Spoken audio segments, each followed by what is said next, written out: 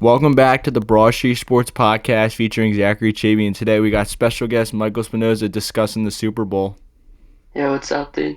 Alright, so we're just going to get straight into it. We got the Super Bowl this Sunday. It's the rematch from 2 years ago. We got the Eagles, we got the Chiefs. Just looking at this game overall, what are your overall thoughts about it? It's gonna be a good game, just like the one a couple years ago. It's gonna come down to the wire, and just it's gonna be a good Super Bowl. Yeah.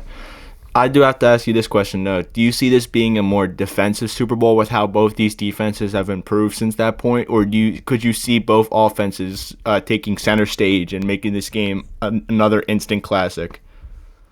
They both have good defenses, but I mean, you still have Pat Mahomes and Jalen Hurts and Barkley, so it could be an offensive game. Yeah. So, just overall looking at this game, both teams are coming in really hot. The Chiefs finished the season 15-2, the Eagles 14-3. The Eagles started the season 2-2, so they had to deal with their own adversity themselves, but then went on a 10-game win streak. They've been great during the playoffs, especially their defense. And coming off a win they just had against Washington, which they dropped 55 points in the NFC Championship, is amazing. And then for the Chiefs, they're coming off a season where they were up and down a little bit. They kept every game very close and barely weren't able to crack 30 points until last week, but still, when it mattered the most, Pat Mahomes made the plays he needed to make and got them where they are right now, which is in the Super Bowl, which if they win, they make NFL history with a three-peat. Looking at this game, what do you think is going to be the ultimate factor on who's going to win? It's gonna come down to the rookie corners for the Eagles, Quinion Mitchell and Cooper DeJean, and for the Chiefs, it's their wide receivers. I know they got D Hop, but they need someone else to be a star. Yeah, no, I definitely agree with that. The thing I'm more looking at is I think it's going to come down to the quarterback play. I think because both quarterbacks, they haven't had to do much this year, and when they've both had to make plays, they've been able to make them. And I think whatever quarterback has the ball last, just like 2 years ago, is going to win the game. Because if you could really think about it, both these quarterbacks just play out of their mind under 5 minutes. If they have the ball with under 5 minutes, they're able to get a great drive together and go down the field and have it. It would be a game. It's a game-winning drive at that point because both quarterbacks know how to win. They're two of the best quarterbacks. One is the best, and then you can really have Jalen anywhere in the top 10, in my opinion. He's that caliber of a quarterback. But just overall, both these quarterbacks know how to win, but it's going to be more important who can make more plays down the stretch because I feel like the quarterback that plays a little bit better, both don't need to play like superstars because one has a superstar running back and the other has a great defense and playmakers all over the field. Which quarterback is going to make the bigger play? I think that's what defines this game the most. So. Yeah, the defense coordinators for both teams are very respected, so whoever can force more turnovers, just like the rest of the postseason, is going to win. Yeah, definitely. But let's see here.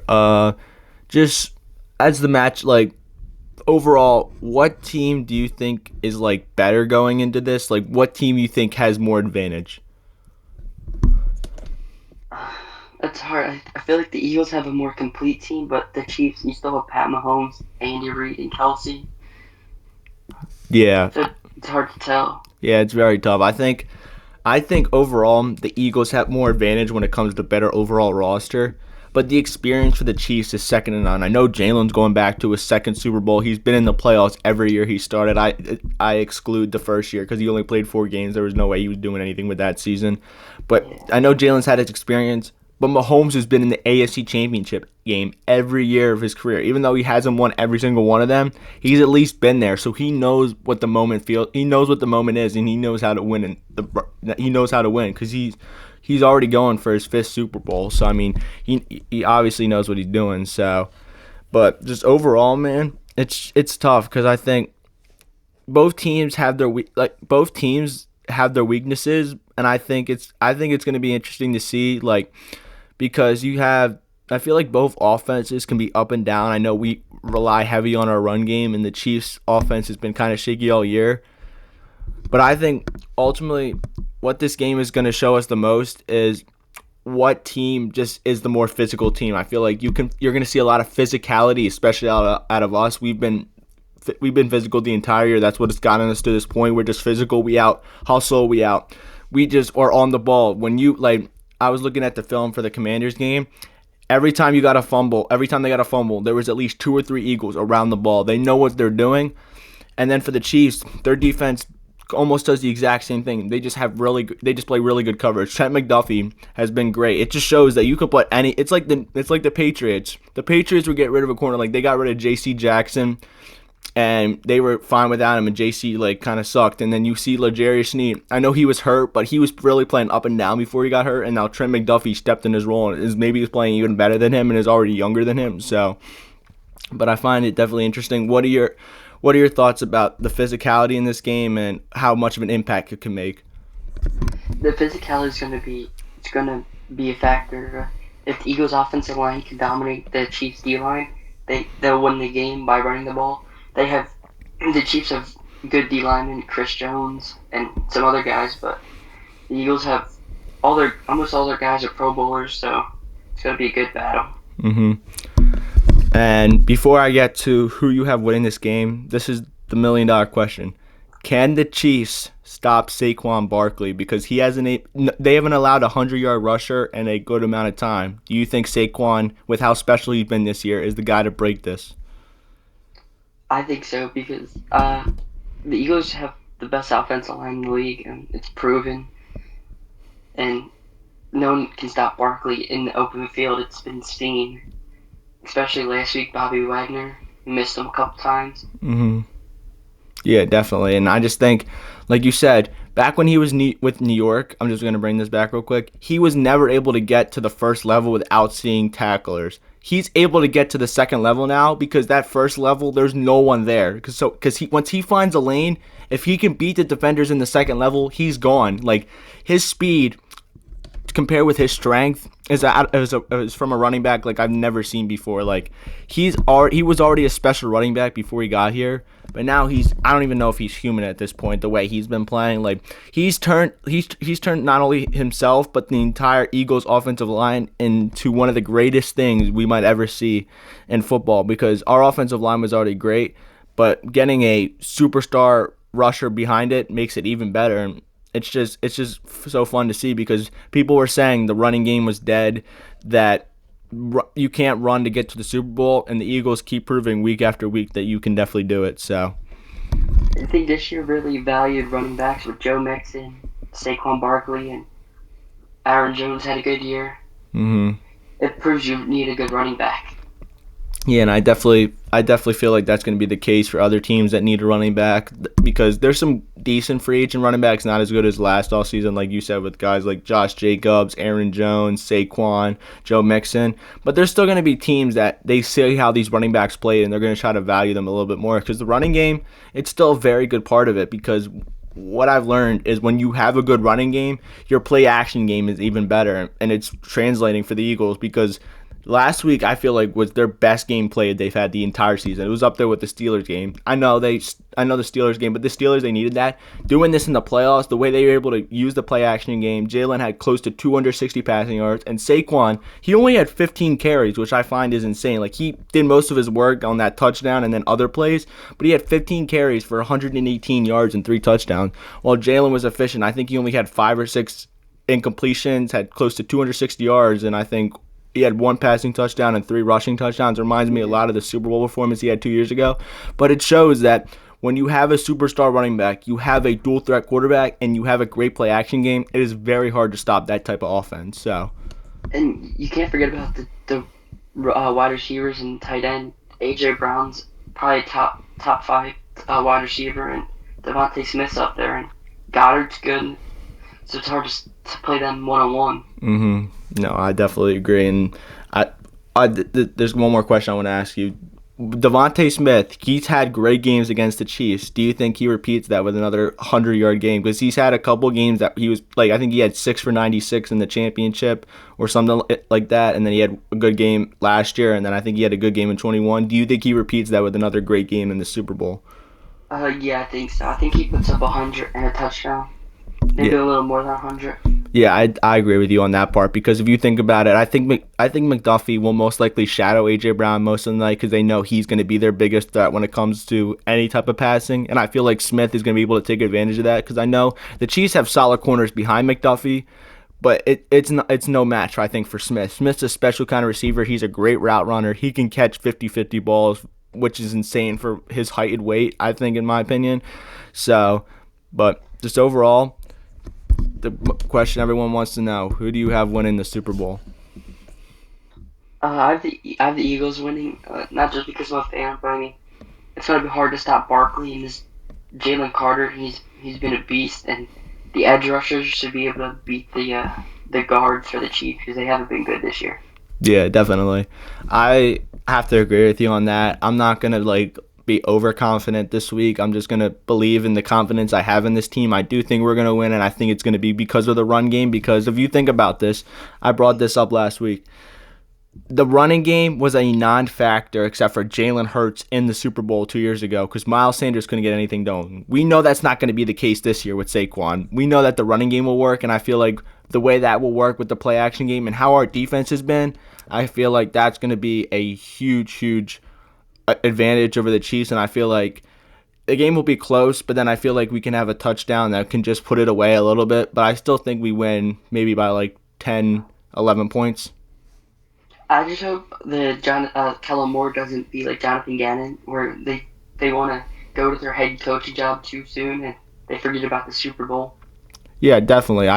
But I think the difference between that is Kellen Moore. He's been interviewing, but the Saints said they're gonna wait till after the Super Bowl. You didn't hear that out of the Cardinals with Jonathan Gannon. I feel like when they got to Arizona, Gannon pretty much already had the job, and he did not care whatsoever. And I hope Kellen Moore realizes that, like you said, he has something bigger in mind and doesn't pull the same mistake as Gannon. I don't think he's as stupid as Gannon. Gannon's a pretty stupid guy, in my opinion. So I think that's kind of his fault. He's kind of stupid in the head, I think, in my opinion. He just doesn't know what he's doing. He didn't call a great defense to begin with, and it's not going to get any better when you get less talented players in Arizona. But overall, I think Kellen Moore, he knows what's ahead, and I think he knows that this offense is special and deserves to be hosting the Lombardi Trophy in New Orleans this Sunday. So Yeah, Kellen Moore isn't sold on that job because of the quarterback situation with Eric Carr, so hopefully he comes back. yeah. And then before we wrap the show up, I just want to talk about something that happened yesterday. Two major trades in the NBA. First, it was a Shams bomb in the morning. No one even thought this was real. We had Luka Doncic, the franchise player of the Dallas Mavericks. It was him, Markieff Morris, and Maxi Kleba went to the Los Angeles Lakers for Anthony Davis, Max Christie, and a first-round pick in 2029, and then Jalen Hood-Schifino and a second-round pick went to Utah. What were your thoughts on that trade when you saw it happen in the morning?